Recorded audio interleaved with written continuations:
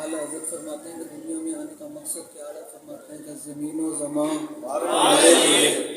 مکین و مکان چنین و چنا دہن میں زباں بدن میں ہے جاں ہم آئے یہاں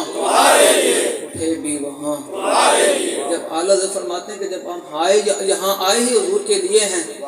تو پھر ہم ادھر ادھر دیکھتے کیوں ہیں؟ جب ہم اللہ رب العزت نے ہمیں بنائے اسی مقصد کے لیے کہ اپنے محبوب کی عزت اور تکریم کے لیے، تو پھر ہم ادھر ادھر کیوں دیکھتے ہیں؟ اور پھر قبر میں بھی جب رسول اللہ نے آنا ہے، اور میں دیکھ رہا تھا ابھی کئی لوگ جو ہے وہ لبیک رسول اللہ کے نعروں پہ ہاتھ نہیں اٹھا رہے تھے۔ بابا جی فرمانے سن ایک ٹائم آنا اگلے نے دن غسال دے حوالے کر دینے، آج موقع حضور دے نام دے ہاتھ چوک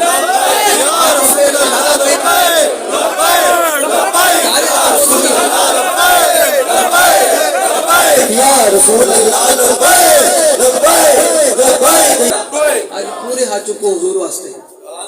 ایک وقت آنا پھر دونوں غسال دے حوالے کر دیتا ہے، پھر اگلے جناب گھر بھی نہیں رکھنا بھائی، بابا جی بچے تھی کرو بھائی، دفناؤ بھائی، پھر اگلے قبر رکھ کے آ جانا ہے، پھر آنا اتھے رسول اللہ نے، ماں پیو نے بھی چھڑ کے آ جانا ہے، یارہ نے بھی چھڑ کے آ جانا ہے، بہن بھراواں نے بھی چھڑ کے آ جانا ہے۔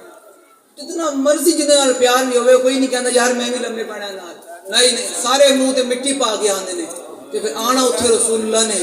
جو رسول اللہ نے پوچھا یار تو تے میرا نام لین واسطے ہاتھ ہی نہیں کری، تو ویکھ دسی میرا چاچا ہے، میرا ماما ہے، آپ کہہ کہ میں سیاسی نعرہ لگا رہا ہوں،